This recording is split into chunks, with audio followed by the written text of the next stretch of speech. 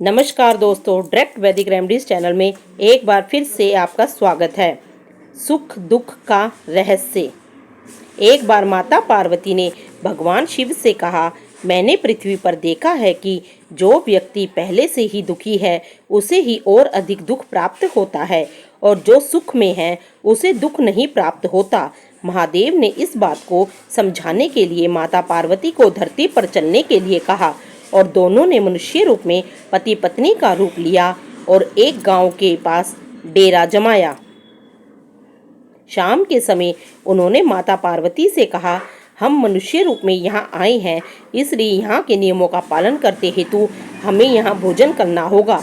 इसलिए मैं भोजन सामग्री का प्रबंध करता हूँ, तुम भोजन बनाओ। उनके जाते ही माता पार्वती रसोई में चूल्हे को बनाने के लिए बाहर से ईंटें लेने गई और गांव में कुछ जर्जर हो चुके मकानों से ईंटें लाकर चूल्हा तैयार कर दिया। चूल्हा तैयार होते ही शिवजी वहां पर बिना कुछ लाए ही प्रकट हो गए। माता पार्वती ने उनसे कहा, आप तो कुछ लेकर नहीं आए, भोजन कैसे बनेगा? शिवजी बोले, पार्वती, अब तुम्हें इसकी आवश्यकता नहीं पड़ेगी। महादेव ने माता पार्वती से पूछा, तुम चूल्हा बनाने के लिए इन ईंटों को कहाँ से लेकर आई? माता पार्वती ने कहा, प्रभु, इस गांव में बहुत से ऐसे घर भी हैं जिनका रखरखाव सही ढंग से नहीं हो रहा है। उनकी जर्जर हो चुकी दीवारों में से ईंटें निकाल कर ले आई।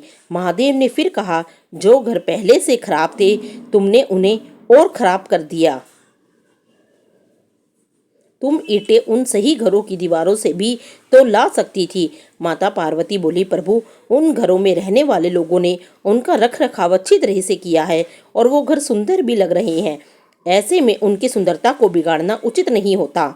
महादेव बोले, पार्वती, यही तुम्हारे द्वारा पूछे गए प्रश्न का उत्तर है। जिन लोगों ने अपने घर का रखरखाव अच्छी तरह से किया है, यानी सही कर्मों से अपने जीवन को सुंदर बना रखा है, उन लोगों को दुख कैसे हो सकता है? मनुष्य के जीवन में जो भी सुखी है वो अपने कर्मों के द्वारा सुखी है, और जो दुखी है वो अपने कर्मों के द्वारा दुखी है। इसलिए हर एक मनुष्य को अपने जीवन में ऐसे ही कर्म करने चाहिए जिनसे इतने दृढ़ और सुंदर भवन का निर्माण हो कि कोई उसकी एक ईंट भी ना निकाल पाए।